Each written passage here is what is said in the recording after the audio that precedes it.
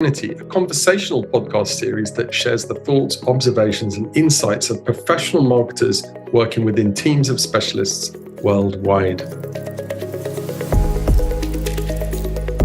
Hello, and this is the Affinity podcast brought by Fin Partners and our international teams from around the globe. Welcome to Affinity, a conversational podcast that shares the best in Fin Partners offers in integrated marketing told by the experts who make it happen. I'm Millie King in London. Hi everyone, I'm Joyce Leong from Singapore. I'm Thomas Morris, also in London. And I'm Joshua Wang, also in Singapore.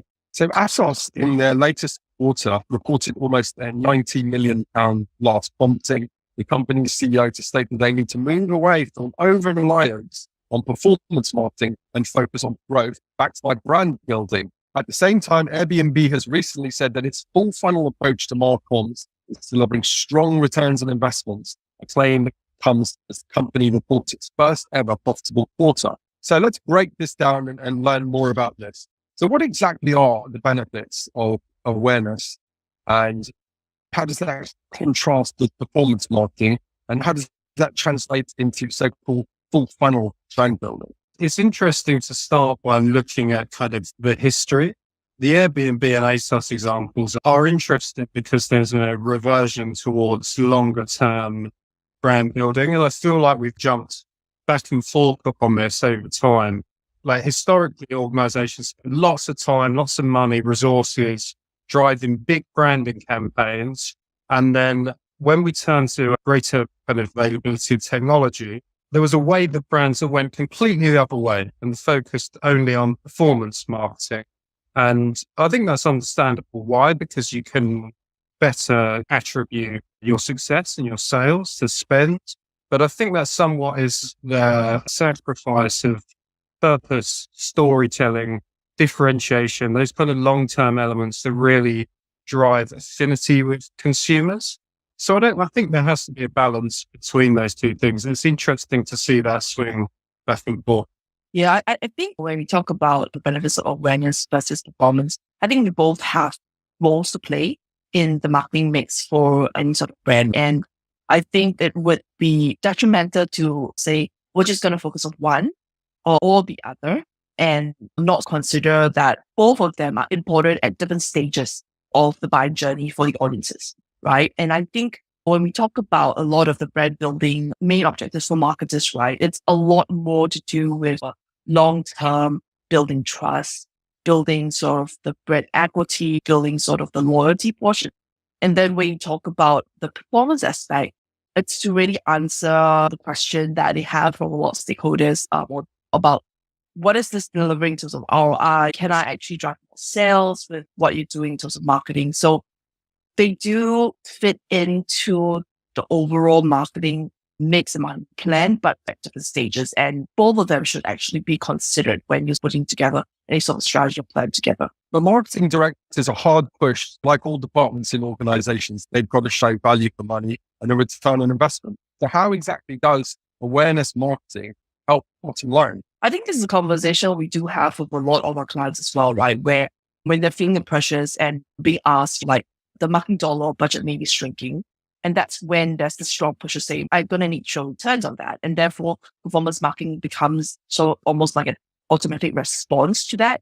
But what we've seen as well is that when brands focus only on performance, is that in long term, they're going to find that the people they want to target, that bottom of funnel, which is where performance tends to focus on, starts to shrink because they haven't put in the investment to build up the long-term brand equity or the sort of trust and loyalty that's needed for any of the audiences that want to actually then make a decision that their brand is the one that you want to buy into. I think just to build on that, your question, Elliot, about measurement and proving ROI is so critical to this debate. And I think it's the wedge between performance marketing and long-term brand building. Is why we start off with that question at all. Like, what are the benefits of one versus the other? When in an ideal world, you would do both and you would be able to measure the ROI right down the funnel. And I think one of the challenges there is that probably the sophistication of measurement on the awareness side. As at Fin Partners, we've invested a lot in this. And over the past few months, we've spent a lot of time looking at how we can have one kind of holistic measurement system that brings together both those kind of performance marketing metrics and longer term awareness metrics. And how can we build a full story around the success of our campaigns that isn't just focused on performance marketing or awareness and top of the funnel, but looking right across that funnel and how we can deem ROI there. So that's a brilliant question. It's a big initiative for us, and I think we're making good progress on that. I think it's important to remember that no one person exists at any one stage of the funnel at any given time. Right? Marketing is supposed to be happening across the entire funnel. And so if we're focusing on just one aspect, you're really losing the before and after, or the pre-stage and the post-stage that comes after that. And really that's just doing, in my opinion, that's doing a bit of disservice, not just to the consumer, but also to the tools and the capabilities that we have today to measure and to see across all of these individual stages, right? And in fact, I think even the stage mentality is on the cusp of becoming a bit outdated, looking at even just breaking apart the individual touch points and just seeing what are people thinking about it at any given point or channel or touch point or whatever, I think it's becoming much more prevalent. And I think that helps us provide a better picture of what is happening at any one point in the context of this entire consumer trip. Yeah, I think that's really interesting, Josh. It's like a funnel, right? If you've got no potential customers coming in the top, eventually you're going to run out of customers at the bottom. You've got no ones to run performance marketing on. But I want to dig more into this question of measurement. So I understand that you guys have got some sophisticated techniques, but is there a difference to measuring the effectiveness and the value of awareness marketing or so-called brand building? Absolutely. I think to prove the value of full funnel marketing, you need measurement tools, you need technology, and you need tactics that leverage how that kind of up the funnel brand building interacts with kind of lower funnel performance objectives. And certainly on the kind of awareness side, and I think this brings in PR also, what makes it possible is the increased sophistication of data and how we can measure those different metrics on the aware side. So if we look at PR, for instance, which I would put up the funnel, we've moved away from vanity PR metrics, or at least PR agencies should have moved away from those. We don't just look at volume and reach. We would look at engagement, action. How are we moving people down those funnels? Can we run kind of brand surveys with our target audiences to understand their affinity and their emotional connection with the brand? And can we understand how that is going to drive action on that part? So I think the increased sophistication of upper funnel measurement really helps the concept, which isn't a new one, by the way. Like full funnel marketing is not a new concept, but I think there's a shift back towards thinking about brand awareness because of changing consumer mindset and behavior. And I think increased sophistication on the measurement side really aids that. That's fascinating. And then the question of ROI, can we take these brand measurements, or so-called awareness value measurement, and connect them with our performance measurement to create an overall ROI? Is that possible today? Or is there just too much going on for us to be able to reliably be that for clients? I think it's a challenge actually for you to say directly correlate what you measure in terms of brand awareness to the actual bottom line. But I think it also got to do with how you understand the way consumers behave in relation to the brand, right? Because people seem to assume that because it's a funnel, it's a linear progression. You go straight from awareness, you go to interest, then you go to consideration and decisioning. But in reality, the consumer actually moves back and forth between those stages. And that's something we've seen even in terms of the measurement we do when we look at intent-based data, where there are tools out there that have the ability to measure, obviously, where the audiences are at the different stages of the buying journey, right? And we actually have seen brands or like audiences fluctuating between the different stages, moving back and forth. And therefore, with that whole premise, is the understanding that if you just assume that the journey is linear, you will say, okay, now that we've done our job in awareness, we're going to now focus on bottom fundamentals performance. But that in itself would be a mistake because then when the audiences move back and forth, you lose the opportunity there to say that we maintain or we have a constant brand presence of also investment in the brand portion of the marketing funnel, right? So that wherever the customers are, whether it is going to be at the awareness stage, in the middle of the funnel or bottom of the funnel, we're going to be able to capture their interest at the different station in time. And to a certain extent, it's also the recognition that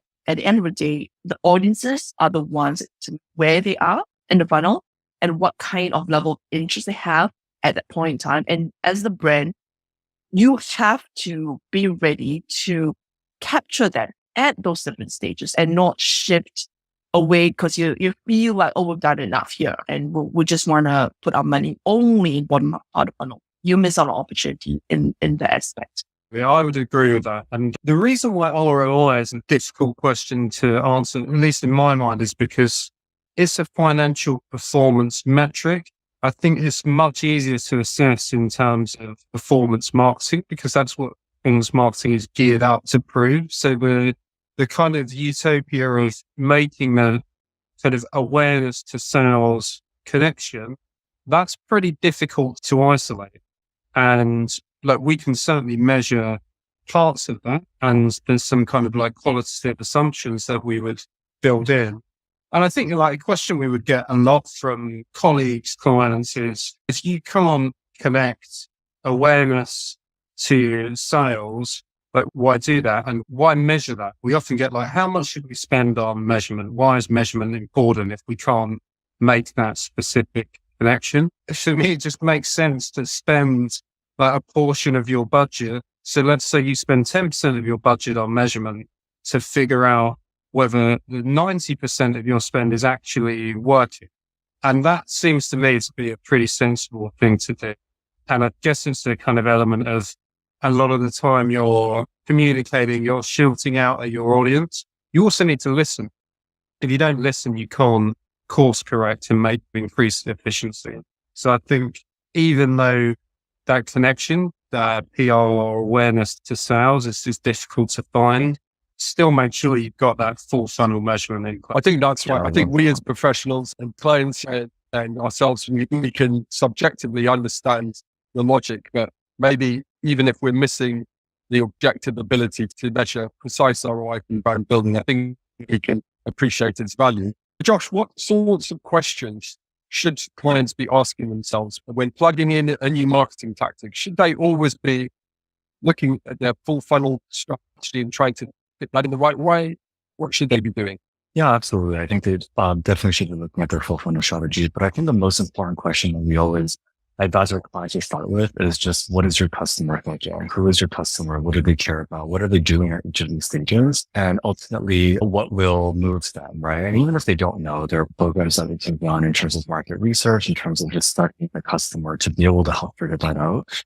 But I think there's also no replacement to, of course, implementing measurement at every stage, now that we have the ability to do, but also recognizing that there isn't necessarily going to be any one initiative or any one measurable metric that will fully be able to capture the ROI or the true impact of everything. I think it's because it's such a convoluted ecosystem of decisions like we made that we have to recognize that there are many factors that go into this. I think another really important thing is to allow the ability to test and allow yourself the ability to get things, especially as a client. We very often get the question, of course, how are you spending this money? Well, is this program going to be worth it? Because you want to make X% more on whatever money that we're paying you or putting into this program or whatever, right?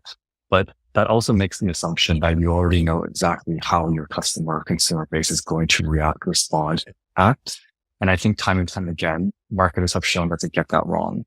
So there has to be a certain level of humility when it comes to that and just say, look, I'm willing to invest. I'm willing to find out as long as we're converging and moving towards a direction where performance overall is increasing and improving. I think that's really fascinating because I guess it's a funnel. We all understand the funnel, but for every sector and for every industry sector and every country and market and consumer group, I guess the structure of that funnel is going to be slightly different. So just building on that point then, so for multinational companies that should work with, if you're selling into multiple different markets, do they have to create a specific funnel strategy for each market that they're entering? Or is it possible to have a more global and holistic approach to full funnel marketing? I think maybe I can start out with, depending on what has historically worked in the past, you can probably elect to start with a more holistic, maybe what has worked in one market, we can try it in another market. But I think another thing to be very careful about is even though these are stages, the messages or the content or whatever that's being put out at each of these stages needs to reflect the local audience, the local culture, and the local pop. So it could be a situation where functionally or structurally, the funnel is perfectly fine.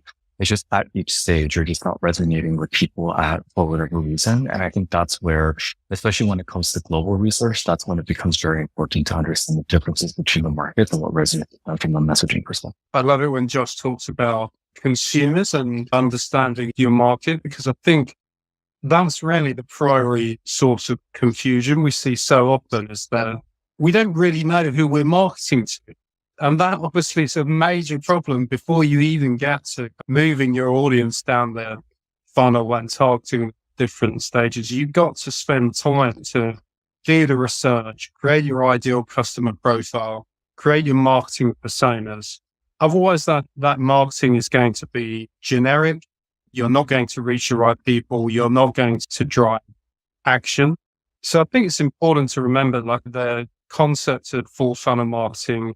Like, crafting a full funnel marketing strategy takes time. It takes investment. That strategy won't just land in your lap.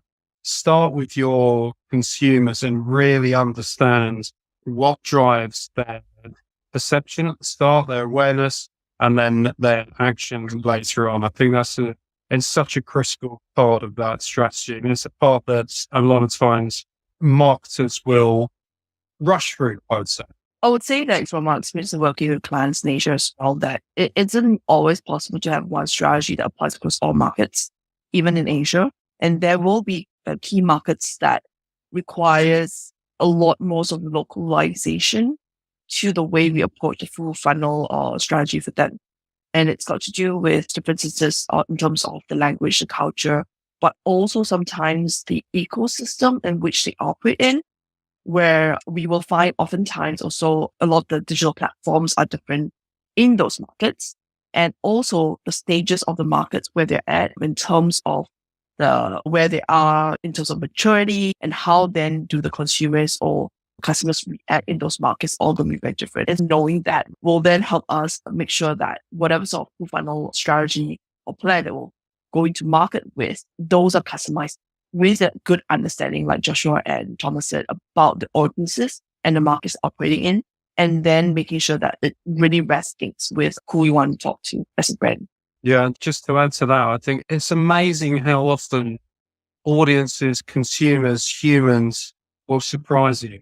And that's why you have to do the research. So we conducted a study into Gen Z and their fashion buying behaviors. And what we looked at was they're concerned about the impact of climate change. A lot of them are interested in vegan food, plant-based diets. They clearly think about planetary impact. When they buy groceries, they think about the environment a lot. So all of this is leading in a certain direction. But then the kicker is that when it comes to fashion, a lot of them are purchasing fast fashion. They're not quite so interested in the sustainability of brands. And that seems to be contradictory to everything else you know about that generation and that audience. So I would say don't make any assumptions about your audience and what may drive them, because they can often surprise you. Also, audiences change over time. So it's also not advisable to do one study and think it's going to last you 10 years, because honestly, it's going to change, and it can change as fast as within the same year itself. If something major happens when COVID hit and all our behaviors change, or it could change within the next few years. So you need to do that research on a more sort of regular, ongoing basis, with the understanding that you want to capture changes in consumers' behavior before it takes you off guard and you think you've got a strategy for them, but you're not really, you're seeing more as outdated brand because you're not in the times with them. Yeah, absolutely. The value of measurements is what you're talking about. It goes back to Josh's point about how important testing, the tactics and assumptions are. So if we can finish by going around and giving one key piece of advice for your clients when they're looking at full funnel branding. And obviously, guys, on here, take your time and think about, I think it'd be nice just to end with one key thing that you would like to say on this topic. But beyond that, is there anything else that anyone wants to say that should be said? And tell me the question if I can pose that now. I think maybe I can start.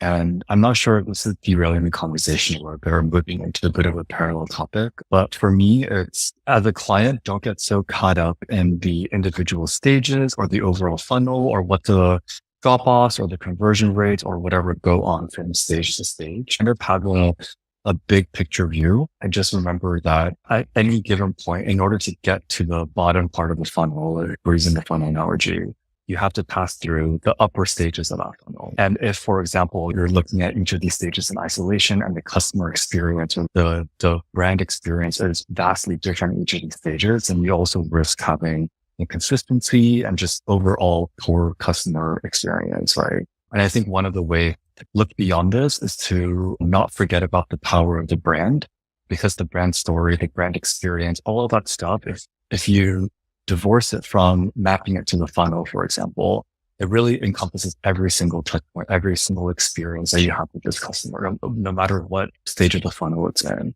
And if you use that as a bit of a guiding light, it can help realign some of the inconsistencies that you might have along this. I think that's a brilliant point, Josh. And we've spoken a lot today about the value of branding to work at the top of the funnel and push people down. But I suppose if we've got a strong brand, it allows us to charge higher, charge more than competition, increases profits, right? Yeah, absolutely. And I think also just if we're talking about the brand experience, and I'm not necessarily talking about like branding or the creative side of brand or whatever, which is also very important, but just the entire brand experience, when we say these are the types of interactions that we want to have with our customers, no matter what stage they're on, that really, I think, does a lot to fill in some of the gaps that we might have in terms of initiatives and programs. And I think it also just provides more of I see it as like a foundation or a platform for a consumer to be able to interact with you in a positive way, no matter what stage they're at. I'm assuming that we have convinced the listeners of the value of full funnel marketing strategies. So I wanted to wrap up just with kind of 4 key points on how you would go about operationalizing that strategy. I think there are 4 main areas of focus. The first is you need an overarching strategy, a marketing strategy that goes beyond brand and it goes beyond performance, and it wraps those 2 things together into one leading light that everyone is following. Number 2 is strong measurement, especially top of the funnel metrics. So at King Global Intelligence, we actually recently just launched our brand purpose alignment study, which is available in all good research stores. Go have a look at that. And that helps brands assess their target audience's preferences and priorities and predict the outcome of these brand activities. It's a kind of very powerful tool that helps in the upper funnel measurement. 3, focus on connected KPIs. So create integrated KPIs and reporting dashboards that combine both brand and demand metrics. And 4, think about your operating model across the funnel and continue to educate your whole organization so that they understand how they operate and they can better work together to ensure the success of their strategy. What I want to tell most of the brands out there is that you need to take a little bit more of a long-term approach to your marketing rather than think of it as a very tactical way of just trying to get sales in.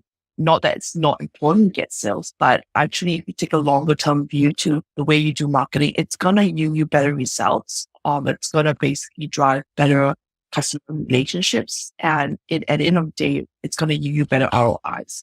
So think long term, look at the different touch points that matter to your customers. Make sure that your marketing isn't only focused very narrowly on what we call the low hanging fruits or the conversion aspect of it. And then you're going to find that in the long run, you're going to actually get better profits, better returns, and ultimately drive better business for your brand. Wise words, Joyce. And we'll finish on those wise words. That concludes today's episode. I hope you've enjoyed it. If you do, please feel free to subscribe. It's the best way to get access to new episodes. And if you did enjoy it, please also consider leaving us a review. So thank you to our guests, Thomas, Joyce, and Josh. This show was produced by Celine Astriel and distributed by Shruti Saxena. If you'd like to find out more about Fin Partners, you can check us out on the website, finpartners.com. Thank you all for joining us and look forward to seeing you again soon. You've been listening to the Affinity podcast, brought to you by Fin Partners, specialists working in offices worldwide. Now we'd love to hear what you think. Please take a moment to share your thoughts in the comments here or send us an email. You can find all of the contact details at finpartners.com.